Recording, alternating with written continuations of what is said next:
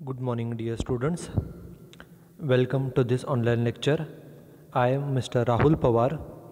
In today's lecture, we are going to see three examples which are based on exemptions from capital gain under section 54B.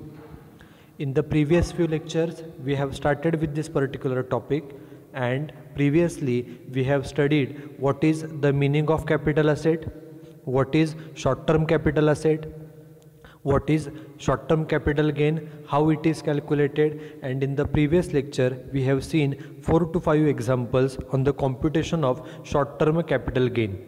आपण जो short-term capital gain हा जो topic आहे यामध्ये सुरुवातीला capital asset म्हणजे काय, शॉर्ट-टर्म कॅपिटल असेट कोणत्या असेटला म्हटलं जातं, त्याप्रमाणे शॉर्ट-टर्म कॅपिटल गेन कशा पद्धतीने कॅल्क्युलेट केला जातो याचे जवळपास 4 ते 5 एक्झाम्पल्स पाहिलेले आहेत.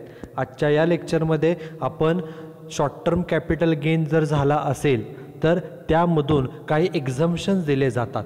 ओके, ते एक्झम्पशन कोणकोणते आहेत तर त्यापैकी जो एक सेक्शन आहे सेक्शन 54B जो कशासाठी आहे तो आहे sale of agricultural land. Okay, if any individual sells his agricultural land and earns certain short-term capital gain, then if this particular short-term capital gain is reinvested, then he gets the exemption under section 54B. जर एखाद्या व्यक्तीने स्वतःची शेतजमीन agricultural land शेतजमीन जर विकली असेल आणि शेतजमीन विकून जर त्याला काही फायदा झाला असेल तर तो फायदा जर त्यानं गुंतवणूक केली, त्या फायद्याची त्यानं पुनर्गुंतवणूक जर केली तर त्या व्यक्तीला एक्झम्पशन दिलं जातं. ते एक्झम्पशन या सेक्शनमध्ये सेक्शन 54B मध्ये हे प्रोव्हाइड केलं जातं. त्याचे आपण सुरुवातीला सेक्शन 54B काय आहे हे पाहणार आहोत, अँड आफ्टर दॅट आपण 54B प्रमाणे कॅल्क्युलेशन कसं केलं जातं हे या लेक्चरमध्ये पाहणार आहोत. Okay, so first we will start with the what is the meaning of section 54B. Okay, this section is for capital gain on transfer of agricultural land. जर एखाद्या व्यक्तीने ॲग्रिकल्चरल लँड शेतजमीन जर ट्रान्सफर केली असेल, ट्रान्सफर करणे म्हणजे sale करणे, विकणे, आणि ते करून जर त्याला कॅपिटल गेन मिळाला असेल तर त्या कॅपिटल गेनबद्दल कोणते एक्झम्पशन मिळू शकतं ते एक्झम्पशन हे 54B मध्ये दिलेलं आहे. काय सांगितलं बघा, capital gain arising to individual. एखाद्या व्यक्तीला कॅपिटल गेन झाला, कॅपिटल गेन म्हणजे असेट विकून फायदा झाला, तो जो काय फायदा आहे arising to individual on transfer of agriculture land, शेतजमीन विकून जर फायदा झाला असेल, then it is exempt from tax if the following conditions are satisfied. बघा पुन्हा एकदा, जर एखाद्या व्यक्तीला ॲग्रिकल्चरल लँड शेतजमीन ट्रान्सफर करून विकून जर फायदा झाला असेल तर तो जो काय फायदा आहे कॅपिटल गेन आहे it will be exempt from tax. तर त्या कॅपिटल गेनवरती फायद्यावरती तुम्हाला टॅक्स द्यावा लागणार नाही. तो जो काही प्रॉफिट आहे तो प्रॉफिट तुमचा एक्झम्प्ट होऊ शकतो, माफ होऊ शकतो जर ह्या फॉलोइंग कंडिशन सॅटिस्फाय केल्या तर. कंडिशन्स काय काय आहेत बघा. पहिली कंडिशन आहे such agricultural land may be a short term or long term capital asset. ती जी शेतजमीन आहे ती शॉर्ट टर्म किंवा लाँग टर्म असली तरी चालेल. ओके, आपण प्रिव्हियस लेक्चरमध्ये पाहिलं की एखादी असेटला शॉर्ट टर्म कधी म्हटलं जातं, if any asset is sold before 3 years from the date of purchase then it is termed as short term capital asset. जर आपण एखादी असेट खरेदी केल्यापासून 3 वर्षाच्या अगोदर विकली असेल, 3 वर्षाच्या अगोदर, तर त्या असेटला शॉर्ट टर्म कॅपिटल असेट असं म्हटलं जातं. त्यामुळे एखादी असेट शॉर्ट टर्म आहे का लाँग टर्म आहे हे कशावरून ठरतं तर ती असेट खरेदी केल्यापासून विकेपर्यंत तुमच्याकडे किती दिवस आहे. जर 3 वर्षाच्या अगोदरच खरेदी केल्यापासून असेट खरेदी केल्यापासून 3 वर्षाच्या अगोदरच तुम्ही ती असेट विकली तर त्या असेटला शॉर्ट टर्म कॅपिटल असेट असं म्हटलं जातं. 3 वर्षाच्या अगोदर विकली तर शॉर्ट टर्म, आणि 3 वर्ष पूर्ण झाल्यानंतर if the asset is sold after 3 years then it is called as a long term capital asset. हा नियम सर्व कॅपिटल असेटसाठी आहे, फक्त त्याला काही एक्सेप्शन्स आहेत. आपण प्रिव्हियस लेक्चरमध्ये पाहिलं की इन केस ऑफ इममुव्हेबल प्रॉपर्टीज, ज्या इममुव्हेबल प्रॉपर्टीज असतात, ज्या एका ठिकाणावरून दुसऱ्या ठिकाणी आपल्याला ट्रान्सफर करता येत नाहीत, शिफ्ट करता येत नाहीत. Okay, the properties which cannot be moved from one place to another place are called as a immovable properties and it includes land, second house property, third building etcetera. एखादं घर असेल, एखादी बिल्डिंग असेल, एखादी जमीन असेल, ही आपण एका जागेवरून दुसरीकडे नेऊ शकत नाही, त्या इममुव्हेबल प्रॉपर्टीज आहेत. आणि अशा इममुव्हेबल प्रॉपर्टीसाठी ज्यामध्ये जमीनसुद्धा येते, आपण आता इथं ॲग्रिकल्चरल लँड पाहतोय, जमीनसुद्धा येते, अशा जमिनीसाठी जो 3 वर्षाचा कालावधी आहे तो 3 वर्षाऐवजी तो फक्त 2 वर्षाचाच आहे. म्हणजे काय, तर एखादी जमीन आहे, एखादं घर आहे, एखादं बिल्डिंग आहे, ती जर आपण खरेदी केल्यापासून 2 वर्षाच्या अगोदर जर विकली, if the land is sold before 2 years from the date of purchase, खरेदी केल्यापासून 2 वर्षाच्या अगोदर जर आपण ती असेट, ती लँड जर विकली असेल, तर त्या असेटला शॉर्ट टर्म असेट असं म्हटलं जातं. त्यामुळे इममुव्हेबल प्रॉपर्टी ज्यामध्ये लँड, बिल्डिंग, हाऊस येतं, त्यासाठी जो 3 वर्षाचा नियम आहे तो 3 वर्षाच्या ऐवजी तो फक्त 2 वर्षाचा आहे. 2 वर्षाच्या अगोदर जर तुम्ही ती असेट विकली तर त्या असेटला शॉर्ट टर्म कॅपिटल असेट असं म्हटलं जातं. आपल्या या एक्झाम्पलमध्ये काय सांगितलं आहे की जी जमीन ॲग्रिकल्चरल लँड आहे ती तुम्ही विकलेली आहे, ती लँड शॉर्ट टर्म असली तरीसुद्धा चालू शकते. ही पहिली कंडिशन आहे, ती land short term capital asset असावी किंवा लाँग टर्म असावी. This is first condition. Second condition काय पहा, it was used by the individual or his parent for agriculture purpose for a period more than 2 years before the date of transfer. म्हणजे थोडक्यामध्ये त्या जमिनीचा वापर हा शेतीच्या कामासाठी केला पाहिजे. The agricultural land should be used by the individual or their parents for agricultural purpose. तुम्ही ती शेतजमीन शेतीसाठी वापरली पाहिजे, एवढा फक्त इथं आपल्याला अर्थ घ्यायचा आहे. This is condition number 2. Then third condition is an individual should purchase new agricultural land within a period of 2 years from the date of transfer of an old agricultural land. तुम्ही जुनी शेतजमीन विकल्यानंतर नवीन शेतजमीन पुढच्या 1-2 वर्षामध्ये खरेदी केली पाहिजे, ही थर्ड कंडिशन आहे. After that the fourth condition काय बघा, fourth condition is the capital gain arising from sale of agriculture land is exempt from tax to the extent of cost of new land purchased. म्हणजेच काय, आपण शेती विकून जो काय आपल्याला कॅपिटल गेन झाला असेल, जो काय फायदा झाला असेल, त्या फायद्यापैकी आपल्याला किती एक्झम्पशन मिळू शकतं, किती रक्कम माफ होऊ शकते, तर to the extent of cost of new land purchased. आपल्याला सपोज फायदा झाला असेल 10 लाख रुपये, शेती विकून 10 लाख फायदा झाला असेल आणि आपण नवीन शेती खरेदी केली 8 लाखाची, तर जो काही कॅपिटल गेन आहे त्यामधून जी इन्व्हेस्टमेंट आपण केली नवीन ॲग्रिकल्चर लँडमध्ये, तेवढाची रक्कम, तेवढा फायदा जो आहे तो माफ केला जातो आणि उरलेला जो फायदा आहे 10 लाखापैकी 8 लाख माफ केले, उरले किती 2 लाख रुपये, तेवढीच फक्त रक्कम असते ती टॅक्सेबल असते. ओके, पुढं काय सांगितलं बघा, it means if the entire capital gain is reinvested it is totally exempt. म्हणजेच काय, आपल्याला समजा फायदा 10 लाख झाला असेल आणि त्या फायद्यातून आपण 10 लाख रुपये गुंतवून नवीन असेट खरेदी केली, तर जर सर्व कॅपिटल गेन नवीन लँडमध्ये इन्व्हेस्ट केला तर जेवढा आपल्याला फायदा झालेला आहे तेवढा आपण सर्व गुंतवला, त्यामुळे आपल्याला कोणताच टॅक्स पेड करावा लागणार नाही.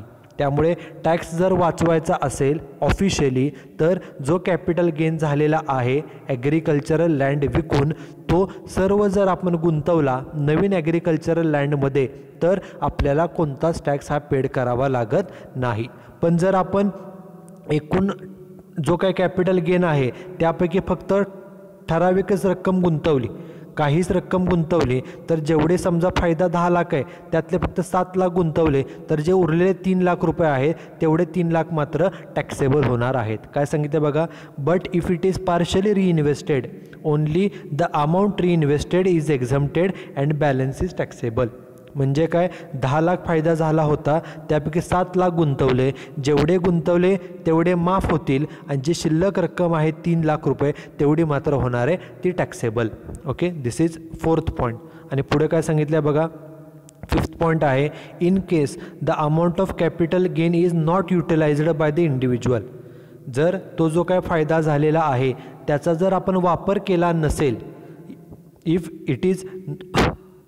if the capital gain is not utilized for purchasing new agricultural land, then what is the other alternative? The alternative is it should be deposited by him in the capital gain account scheme 1988. तर ती जे काय capital gain झालेला आहे, फायदा झालेला आहे, तो कॅपिटल गेन अकाउंट स्कीम 1988 मध्ये तो गुंतवावा आणि त्याप्रमाणे त्याचा युटिलायझेशन वापर हा करावा. ओके, त्यामुळे हा सेक्शन काय सांगतो की जर एखाद्या इंडिव्हिज्युअल व्यक्तीने ॲग्रिकल्चरल लँड विकली असेल आणि ती लँड विकून जर फायदा झाला असेल तर त्या फायद्यावरती आपल्याला टॅक्स पेड करावा लागतो. परंतु if the capital gain from such sale is reinvested, जर तो आपण फायदा झालेला फायदा जर गुंतवणूक केली तर आपल्याला त्या टॅक्समधून माफी मिळू शकते, आपल्याला टॅक्स पेड करावा लागणार नाही. परंतु त्यासाठी नियम काय आहे, त्यांनी सांगितलं आहे की एखाद्या शेतजमीन विकली आहे, त्यातून फायदा मिळाला आहे, तो जो काय फायदा आहे, the profit arising, the capital gain arising from sale of agricultural land should be invested in the purchase of new agricultural land. नवीन शेतजमीन तुम्ही त्या फायद्यातून खरेदी केली पाहिजे. ओके, तुम्हाला फायदा जर 10 लाख झाला असेल, तुम्ही किती गुंतवणूक करायची नवीन लँडमध्ये हा तुमचा प्रश्न आहे, परंतु जेवढी तुम्ही गुंतवणूक कराल तेवढा तुम्हाला फायदा होऊ शकतो. जर तुम्ही कॅपिटल गेन 10 लाख होता, त्यापैकी फक्त 8 लाखच गुंतवले, जेवढे गुंतवणूक केलेले आहे 8 लाख तेवढ्याची एक्झम्पशन मिळेल आणि उरलेले जे 2 लाख आहेत तेवढे मात्र टॅक्सेबल होतील. त्यामुळे जर टॅक्स वाचवायचा असेल तर शेत जमीन विकून जो प्रॉफिट झालेला आहे it should be fully reinvested in the purchase of new agricultural land. नवीन ॲग्रिकल्चरल लँडमध्ये सर्व रक्कम गुंतवावी जेणेकरून आपल्याला टॅक्समधून एक्झम्पशन मिळेल, टॅक्स पेड करण्यापासून माफी मिळेल. हा पहिला ऑप्शन आहे, नवीन ॲग्रिकल्चरल लँड परचेस करणे. This is first. And what is the second option, जो आत्ताच आपण पाहिलेला आहे. Second option is to deposit the money in the capital gain account scheme 1988. Okay, आपल्याला जो काय फायदा झालेला आहे by selling the agricultural land, शेत जमीन विकून जो काय फायदा झालेला आहे तो फायदा आपण एखाद्या कॅपिटल गेन अकाउंट स्कीममध्ये जर गुंतवला तर तरीसुद्धा आपल्याला त्याचं एक्झम्पशन हे मिळू शकतं. हे 2 पर्याय फक्त आपल्याला दिलेले आहेत. Okay, now after this we will start with the example on the computation of this exemption. बघा आता एक्झाम्पल काय, this is example number 6. Read the example carefully. काय सांगितलं बघा, mister Ramesh sells his agricultural land situated in the urban area of Pune for ₹28 lakhs. Okay, एक्झाम्पलच्या पहिल्या वाक्यामध्ये सांगितलं आहे मिस्टर रमेश नावाचा व्यक्ती आहे, त्याने काय सेल केलं आहे, ॲग्रिकल्चरल लँड. त्याच्या मालकीची जी शेत जमीन होती ती त्यानं सेल केली. ती जमीन कुठे होती, situated in the urban area of Pune. Pune ह्या शहरामध्ये त्याची शेत जमीन होती, ती त्यानं विकली. किती रुपयाला विकली, फॉर ₹28 lakhs. 28 लाखाला त्यानं जमीन विकलेली आहे. कधी विकली, इन द इयर 2019-20. 2019-20 मध्ये त्यानं जमीन विकलेली आहे. किती रुपयाला विकलेली आहे, 28 लाखाला. पुढे सांगितलं आहे he had purchased this land. ही जी जमीन आहे ती कधी परचेस केली होती, खरेदी कधी केलेली, खरेदी केली होती for ₹15 lakh during the year 18-19. म्हणजे 18-19 मध्ये खरेदी केलेली आणि 19-20 मध्ये विकली. म्हणजे 1 वर्षानंतर लगेच तुम्ही ती असेट विकली, म्हणजे ही असेट झाली शॉर्ट टर्म कॅपिटल असेट. खरेदी केली 18-19ला आणि विकले कधी 19-20ला, म्हणजे पुढच्या वर्षी 1 वर्षानं लगेच तुम्ही ती असेट विकली. जर एखादी असेट 2 वर्षाच्या किंवा 3 वर्षाच्या अगोदर विकली असेल तर त्या असेटला शॉर्ट टर्म कॅपिटल असेट असं म्हटलं जातं. In this particular example, it is mentioned that the asset was purchased in the year 2018-19 and the asset is sold in 2019-20. So after purchase of asset, it is kept only for 1 year and immediately it is sold. 1 वर्ष झाल्यानंतर लगेच ती asset विकलेली आहे, त्यामुळे अशा असेटला short term asset असं म्हटलं जातं. आणि अशी असेट विकून जो काय फायदा होतो त्या फायद्याला शॉर्ट टर्म कॅपिटल गेन असं म्हटलं जातं. Okay, this is short term asset. पुढे काय सांगितलं बघा, एक्झाम्पलमध्ये सांगितलं आहे he had spent ₹1,00,000 during 2018-19 for its improvement. जी लँड परचेस केली होती 18-19मध्ये, किती रुपयाला परचेस केलेली? 15 लाखाला. 15 लाखाला असेट खरेदी केली आणि त्याच वर्षी त्या लँडचं इम्प्रूव्हमेंट करण्यासाठी, सुधारणा करण्यासाठी आपण 1,00,000 खर्च त्याच वर्षी केलेला आहे. ओके, पुढे सांगितलं आहे ही इन्कर्ड ट्रान्सफर एक्सपेन्सेस ऑफ ₹50,000. आता ट्रान्सफर एक्सपेन्सेस म्हणजे काय? तर transfer expenses means expenses incurred for selling the asset. Asset विकण्यासाठी किती खर्च आला त्याला ट्रान्सफर एक्सपेन्सेस असं म्हटलं जातं. इथं सांगितलं आहे असेट विकण्यासाठी किती खर्च आलेला आहे, तर 50,000 आलेला आहे. पुढे काय सांगतात बघा, इन 2019-20 ओके असेट विकलेली आहे 19-20मध्ये. त्याच वर्षी he purchased another agricultural land near Pune for ₹10 lakhs. Okay, पहिली असेट विकली आणि जे काय पैसे मिळाले त्यामधून तुम्ही त्या व्यक्तीनं नवीन असेट खरेदी केली, नवीन ॲग्रिकल्चरल लँड खरेदी केली. किती रुपयाची खरेदी केली? तर 10 लाख रुपयाची. आणि पुढे सांगितलं आहे compute taxable capital gain for assessment year 2021. आपल्याला टॅक्सेबल कॅपिटल गेन कॅल्क्युलेट करायला सांगितलं आहे. इथं शॉर्ट टर्म गेन आहे का लाँग टर्म आहे हे आपल्याला सांगितलेलं नाही, म्हणूनच आपल्याला ते फाइंड आउट करावं लागेल. मगाशीच आपण पाहिलं की जी असेट आहे the asset was purchased in 18-19 and it is sold in 19-20.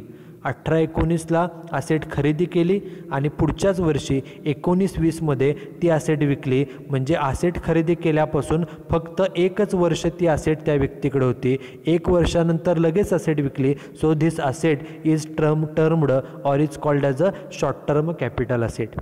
आपण असेट खरेदी केल्यानंतर 3 वर्षाच्या अगोदर ओके जर ती असेट विकली तर त्याला शॉर्ट टर्म असं म्हणतो. ही 1 वर्षानंच विकलेली आहे, so it is a short term capital asset. म्हणजे आपल्याला जो कॅपिटल गेन कॅल्क्युलेट करायचा आहे तो short term capital gain calculate करायचं आहे. पण फक्त short term capital gain calculate करायचं नाही तर taxable short term capital gain हा कॅल्क्युलेट करायचा आहे.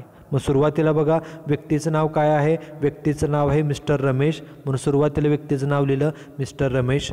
सेकंड लाईनला आपण काय कॅल्क्युलेट करणार आहे? Taxable short term capital gain, म्हणून सेकंड लाईनला मेन्शन केलं computation of taxable short term capital gain. आणि थर्ड लाईनला कोणत्या असेसमेंट इयरसाठी? For assessment year 2021. ते थर्ड लाईनला मेन्शन करायचं for assessment year 2021. Okay, so before starting to calculate the taxable short term capital gain, we have to mention these 3 points. First, we should mention the name of person whose capital gain we are calculating. सर्वात पहिल्यांदा ज्या व्यक्तीचं आपण capital gain calculate करणार आहोत त्या व्यक्तीचं नाव mention करावं लागतं. हा पहिला पॉईंट.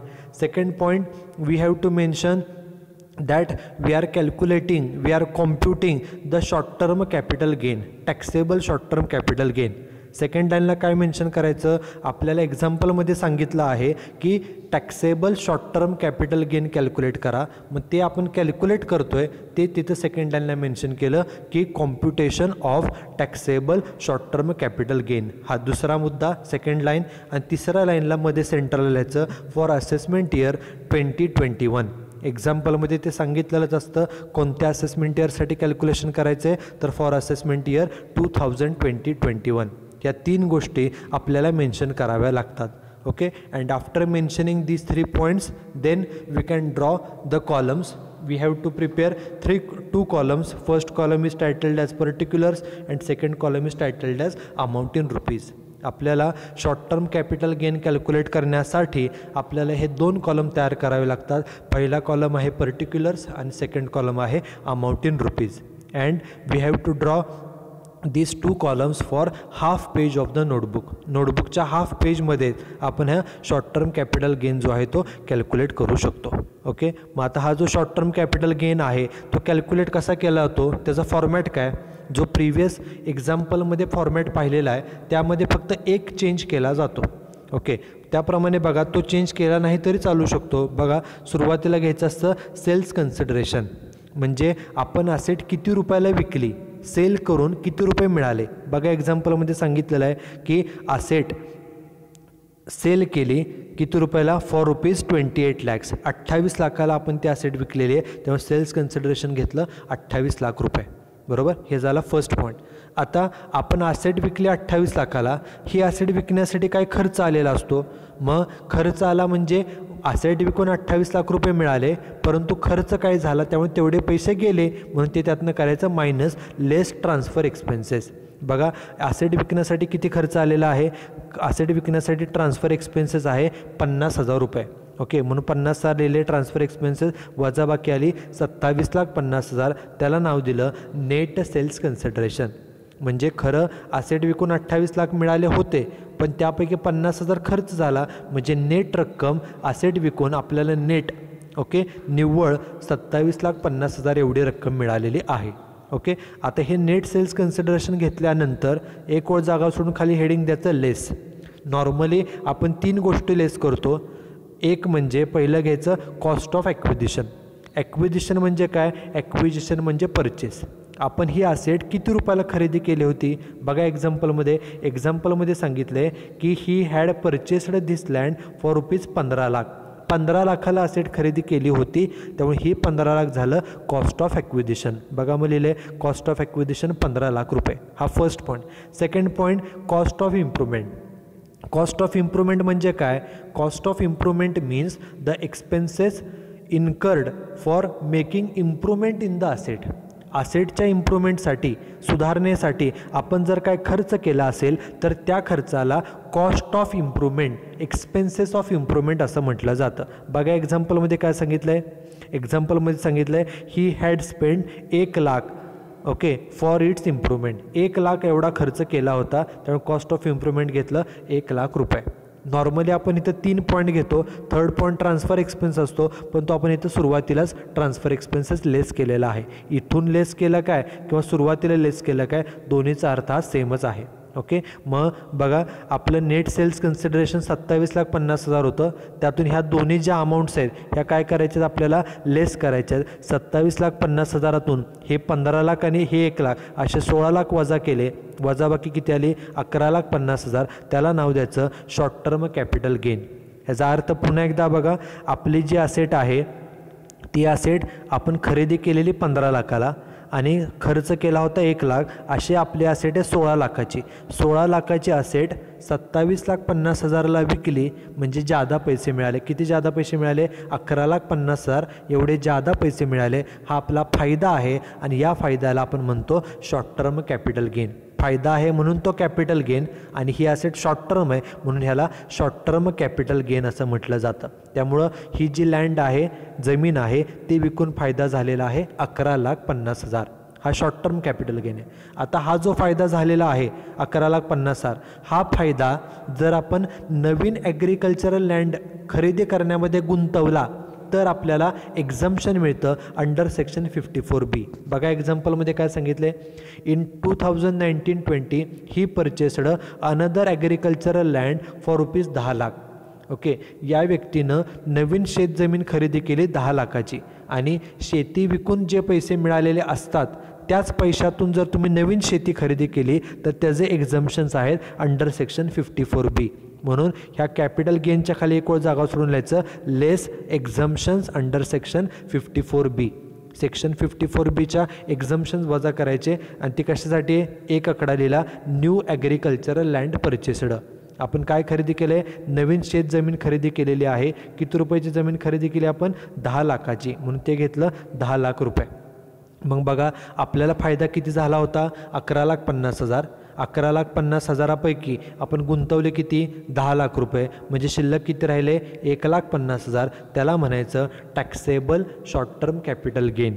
म्हणजे हा जो काय आता फायदा शिल्लक आहे 1,50,000 हा टॅक्सेबल आहे. एवढ्या रकमेवरती आपल्याला गव्हर्नमेंटला जो काय टॅक्स असेल तो पेड करावा लागेल. ओके, असेट विकून फायदा होता 11,50,000, पण त्यापैकी आपण गुंतवले फक्त किती 10 लाख. सर्व रक्कम गुंतवली नाही, फक्त 10 लाख गुंतवले, त्यामुळे 10 लाख रुपये माफ होतील, एक्झम्प्ट होतील आणि उरलेली जी रक्कम आहे किती 1,50,000 तेवढी होणार आहे टॅक्सेबल. म्हणून त्या 1,50,000ला नाव दिलं taxable short term capital gain. Okay, so this is 6th example on this particular section. Now we will see another example. पुढचं एक्झाम्पल बघा. This is example number 7. Example व्यवस्थित वाचा. काय सांगितलं आहे? Mrs Megha sells her agricultural land for ₹30 lakh. पहिल्या वाक्यामध्ये काय सांगितलं आहे? मेघा नावाची व्यक्ती आहे, तिनं स्वतःची ॲग्रिकल्चरल लँड सेल केली, विकली. किती रुपयाला विकली? 30 लाखाला विकली. म्हणजे असेट विकून 30 लाख रुपये मिळाले. असेट विकली म्हणजे सेल्स आणि 30 लाख रुपयाला, त्यामुळे ह्या 30 लाखाला म्हणायचं सेल्स कन्सिडरेशन.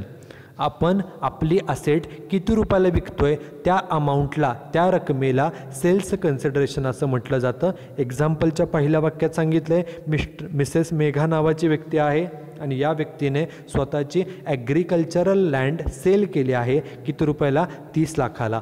30 लाख रुपये हे झालं सेल्स कन्सिडरेशन. असेट विकलेले 30 लाखाला विकलेले आहे. असेट कधी विकले बघा? ऑन 30 मार्च 2020. आपल्याला इथं डेट दिलेली आहे. असेट 30 मार्चला विकलेली आहे. पुढे 30 मार्चला असेट विकली. पुढे she had purchased this land for ₹15 lakh.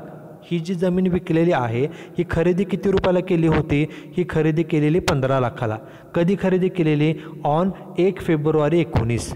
मग आता बघा, आपण आत्ता परचेस बघतोय. असेट परचेस केलेली 1 फेब्रुवारी म्हणजे 1/2/19ला असेट खरेदी केलेली आणि ती विकली कधी, सेल कधी केली? तर तारीख इथं दिलेली आहे 30 मार्च 2020ला ती असेट विकलेली आहे. 30 मार्च 2020ला ती असेट विकलेली आहे. म्हणजे ती असेट किती दिवस होती? फेब्रुवारी 19मध्ये खरेदी केली. म्हणजे 2019मधले फेब्रुवारी म्हणजे जानेवारी महिना सोडून बाकीचे 11 महिने, बरोबर, 2019 पूर्ण झाला. आणि 2020मध्ये 30 मार्च म्हणजे फक्त मार्चपर्यंत, म्हणजे जानेवारी फेब्रुवारी मार्च म्हणजे फक्त वरचे 3 महिने, असे 11 आणि 3 14 महिने फक्त ती असेट त्या व्यक्तीकडे होती. Asset was purchased on 1st February 2019 and it is sold on 30th March 2020. त्यामुळे 2019मधले 11 महिने आणि 20मधले 3 महिने असे एकूण फक्त 14 महिने. ओके, फक्त 14 महिने ती असेट त्या व्यक्तीकडे होती. 14 महिन्यानंतर लगेच ती असेट ही विकलेली आहे.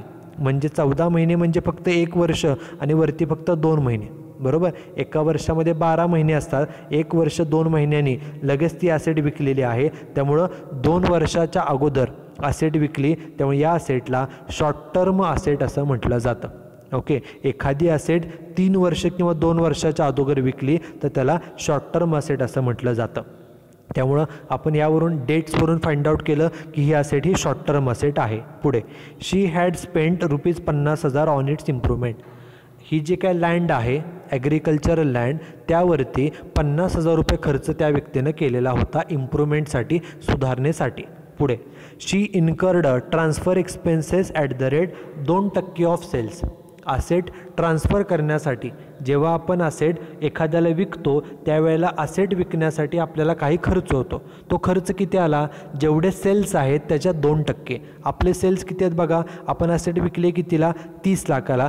30 लाखाच्या 2%. ओके, 30 लाखाच्या 2% एवढा असेट विकण्याचा आलेला खर्च आहे. ओके, पुढे सांगितलं आहे on 31 March she purchased another agricultural land of ₹11 lakh. Asset विकली होती 30 मार्चला. त्याच्या पुढच्याच दिवशी 31 मार्चला नवीन असेट खरेदी केली, नवीन लँड परचेस केली. किती रुपयाची? 11 लाखाची परचेस केलेली आहे. आणि पुढे सांगितलं आहे compute taxable capital gain for assessment year 2021. Capital gain calculate करा सांगितलं. शॉर्ट टर्म का लाँग टर्म सांगितलं नाही. आपण मगाशी फाइंड आउट केलं ही असेट शॉर्ट टर्म आहे, त्यामुळे आपल्याला taxable short term capital gain हा कॅल्क्युलेट करावा लागणार आहे. बघा मग नेहमीप्रमाणे पहिल्यांदा व्यक्तीचं नाव काय आहे, मिसेस मेघा, ते लिहिलं. सेकंड लाईनला आपल्याला काय कॅल्क्युलेट करायचं आहे, taxable short term capital gain. Second लाईनला मेन्शन केलं computation of taxable short term capital gain आणि कोणत्या वर्षासाठी 2021. ते थर्ड लाईनला मेन्शन केलं फॉर असेसमेंट इयर 2021. एखादं कॅपिटल गेन कॅल्क्युलेट करण्यापूर्वी या 3 गोष्टी आपल्याला मेन्शन कराव्या लागतात. आणि हे मेन्शन केल्यानंतर नेहमीप्रमाणे 2 कॉलम्स, पहिला column particulars, second column amount in rupees, हे 2 कॉलम तयार करायचे. आता सुरुवात कशी करायची, सुरुवात करायची असते सेल्स कन्सिडरेशनपासून. सेल्स कन्सिडरेशन म्हणजे आपण असेट किती रुपयाला विकली. बघा एक्झाम्पलमध्ये सांगितलं आहे asset is sold for rupees 30 lakh. आपण 30 लाखाला ही असेट जी आहे ती विकलेली आहे म्हणून सेल्स कन्सिडरेशन घेतलं 30 लाख. ह्यात असेट विकून 30 लाख मिळाले, पण हा असेट विकायला काय खर्च आला तो वजा करायचा म्हणून लेस ट्रान्सफर एक्सपेन्सेस. किती ट्रान्सफर एक्सपेन्सेस आहे बघा सांगितले, ट्रान्सफर एक्सपेन्सेस आहे 2% ऑफ सेल्स म्हणून कंसामध्ये लिहिलं 2% ऑफ सेल्स.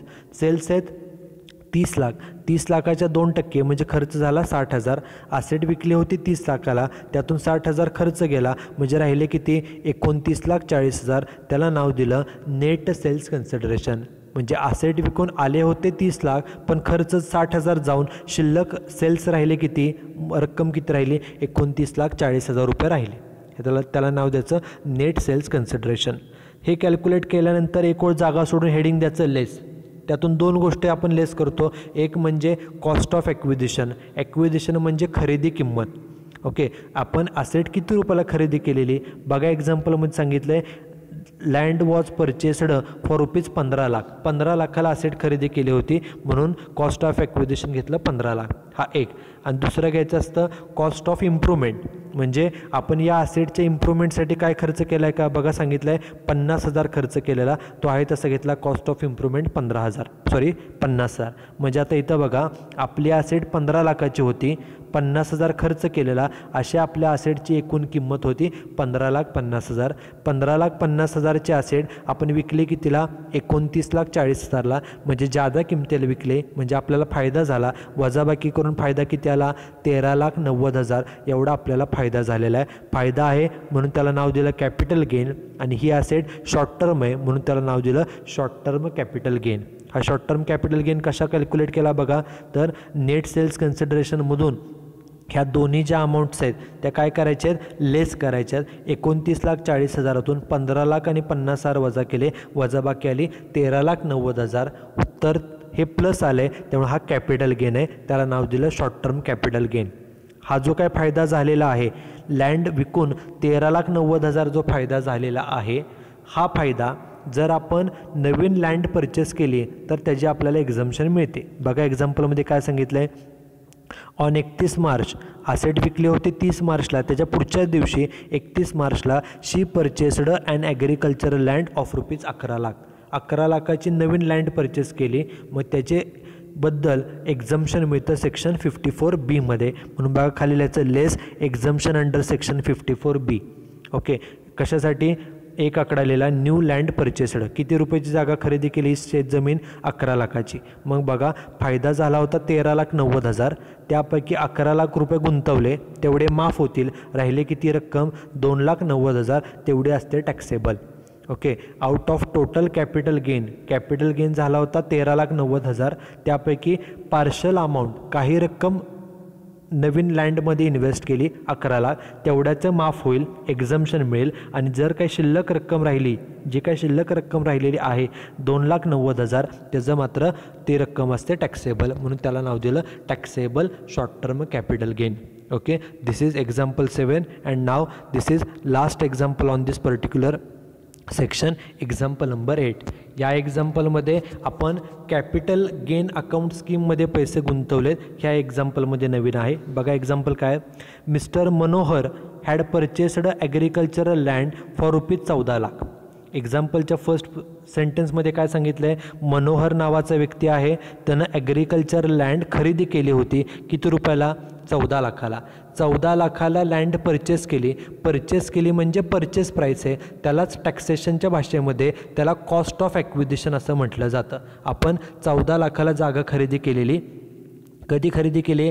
1 जानेवारी 19ला, म्हणजे आपल्याला परचेसची डेट सांगितली 1 जानेवारी 2019 ही परचेसची डेट आहे. आता सेलची डेट नंतर आपण बघूया. पुढे बघा, जागा किती रुपयाला खरेदी केलेली? 14 लाखाला. पुढे he had spend 1 lakh for its levelling.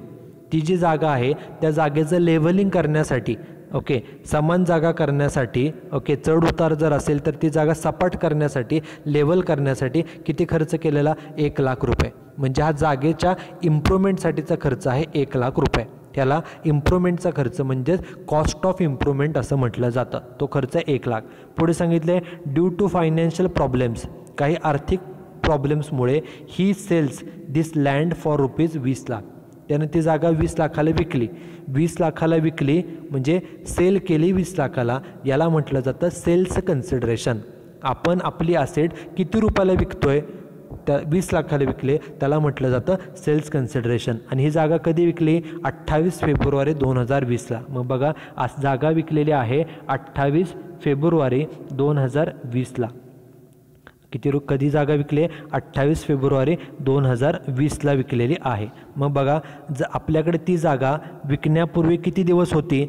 1 जानेवारी 19, म्हणजे 2019च्या पहिल्या दिवशी 1 जानेवारीला खरेदी केली, म्हणजे 2019चे पूर्ण वर्ष म्हणजे 12च्या 12 महिने. आणि 19 झालं, आता 2020मध्ये 28 फेब्रुवारीला विकली, म्हणजे जानेवारी आणि फेब्रुवारी असे 2च महिने, म्हणजे पहिलं 1 वर्ष 2 महिन्यांनी आपण लगेच ही जागा विकलेली आहे. म्हणजे जागा खरेदी केल्यापासून विकेपर्यंत ती जागा फक्त किती दिवस आपल्याकडे होती? 1 वर्ष आणि वरचे 2 महिने फक्त ती जागा आपल्याकडे होती. ओके, जागा 3 वर्षाच्या किंवा 2 वर्षाच्या अगोदर विकली तर आपण त्याला शॉर्ट टर्म असेट असं म्हणतो, म्हणजे हे शॉर्ट टर्म असेट आहे. पुढे काय सांगितलं बघा, ही incurred transfer expenses of ₹40,000.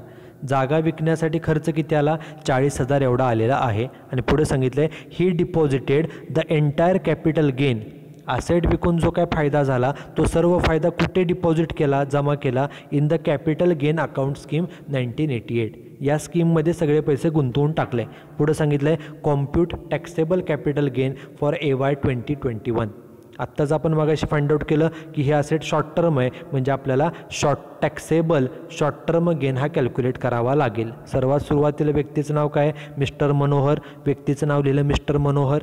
Second लाईनला आपण taxable short term gain calculate करायचं आहे, म्हणून सेकंड लाईनला लिहिलं computation of taxable short term capital gain आणि कोणत्या वर्षासाठी? 2021. ते तिसऱ्या लाईनला मेन्शन केलं फॉर असेसमेंट इयर 2021. हे 3 पॉईंट मेन्शन केल्यानंतर नेहमीप्रमाणे 2 कॉलम पर्टिक्युलर्स आणि अमाऊंट इन रुपीज. ओके, हे 2 कॉलम हाफ पेज, नोटबुकच्या फक्त हाफ पेज आपल्याला ड्रॉ करावे लागतात. आता कॅपिटल गेन कसा कॅल्क्युलेट करायचा? सुरुवात करायची असते सेल्सपासून. सेल्स कन्सिडरेशन म्हणजे असेट विकून आपल्याला किती रुपये मिळाले. बघा, एक्झाम्पलमध्ये सांगितलं आहे asset is sold for ₹20 lakh. कितीला लँड विकले? 20 लाखाला, म्हणून सेल्स घेतले 20 लाख. आता असेट 20 लाखाला विकली, पण विकण्यासाठी काय खर्च होतो? असेट विकून 20 लाख मिळाले आणि काय खर्च झाला म्हणजे पैसे गेले, म्हणून मायनस करायचं, लेस ट्रान्सफर एक्सपेन्सेस. असेट विकण्याचा खर्च किती आहे बघा, असेट विकण्याचा खर्च आहे 40,000 रुपये, म्हणून तो घेतला 40,000. म्हणजे असेट विकून मिळाले होते 20 लाख, त्यातले 40,000 खर्च झाला, म्हणजे राहिली रक्कम किती? 19,60,000. त्याला नाव दिलं नेट सेल्स कन्सिडरेशन. असेट खरी विकली होती 20 लाखाला, पण विकण्यासाठी खर्च 40,000 झाला, म्हणजे तो खर्च जाऊन नेट आपल्याला 19,60,000 मिळाले. त्याला नाव द्यायचं नेट सेल्स कन्सिडरेशन. आता ह्या नेट सेल्स कन्सिडरेशनमधून खाली हेडिंग द्यायचं लेस. त्यातून 2 गोष्टी लेस करायच्या. एक म्हणजे cost of acquisition. Cost of acquisition म्हणजे काय? खरेदी किंमत. आपण असेट किती रुपयाला परचेस केली होती 14 लाखाला. ही झाली परचेस प्राईस, म्हणून कॉस्ट ऑफ ॲक्विजिशन लिहिलं 14 लाख रुपये. कॉस्ट ऑफ ॲक्विजिशन म्हणजेच खरेदी किंमत. त्यानंतर दुसरी अमाऊंट घ्यायची असते कॉस्ट ऑफ इम्प्रूव्हमेंट. आपण इम्प्रूव्हमेंटसाठी किती खर्च केला आहे बघा, तर इम्प्रूव्हमेंटसाठी 1 लाख रुपये खर्च केलेला आहे. ही झाली कॉस्ट ऑफ इम्प्रूव्हमेंट. आणि आता काय करायचं? 14 लाखाची असेट आहे, 1 लाख खर्च केला, म्हणजे 15 लाखाची असेट होती, ती विकली कितीला? 19,60,000ला. 15 लाखाची असेट 19,60,000ला विकली, जादा किमतीला विकली. किती रुपये जादा मिळाले? 4,60,000. ही जादा फायदा झाला त्या फायद्याला म्हणायचं कॅपिटल गेन, आणि ही शॉर्ट टर्म असेट आहे म्हणून त्याला नाव दिलं शॉर्ट टर्म कॅपिटल गेन. हा कॅपिटल गेन कसा कॅल्क्युलेट केला तर जो नेट सेल्स कन्सिडरेशन होतं त्यातून ह्या ज्या दोन्ही अमाऊंट्स आहेत त्या काय करायच्या लेस केल्यानंतर हे आपल्याला capital gain short term capital gain मिळालेला आहे. ही जमीन विकून 4,60,000 एवढा फायदा झालेला आहे. आता त्यांनी काय सांगितलं आहे, हा सर्व फायदा कॅपिटल गेन अकाउंट स्कीममध्ये गुंतवला. आपण मगाशीच पाहिलं की जो कॅपिटल गेन आहे तो जर आपण या स्कीममध्ये गुंतवला तर आपल्याला एक्झम्पशन मिळतं, बरोबर, टॅक्समधून माफी मिळते. म्हणून एक ओळ जागा सोडून लिहायचं लेस एक्झम्पशन्स अंडर सेक्शन 54B. ओके, हे कशासाठी एक्झम्पशन मिळेल तर कॅपिटल गेन अकाउंट स्कीममध्ये पैसे गुंतवले. त्यांनी सांगितले कॅपिटल गेन अकाउंट स्कीममध्ये गुंतवले. किती गुंतवले, जेवढा फायदा झाला आहे तेवढा सर्व. आपल्याला फायदा झालेला 4,60,000, तो सर्व गुंतवला 4,60,000. जेवढा फायदा होता तो सर्व गुंतवला, त्यामुळे टॅक्सेबल रक्कम आली नील. कारण नियम काय आहे, if the capital gain is fully invested then taxable amount is nil. तर टॅक्सेबल रक्कम काही राहत नाही. आपल्याला जेवढा फायदा झाला होता तो सर्व गुंतवला, त्यामुळे टॅक्सेबल रक्कम काही येणार नाही. Okay, this is example number 8. Okay, in this particular lecture we have studied the section 54B and we have seen 3 examples on this particular section. You should write down all these examples and solution in your notebook. Okay, so thank you very much.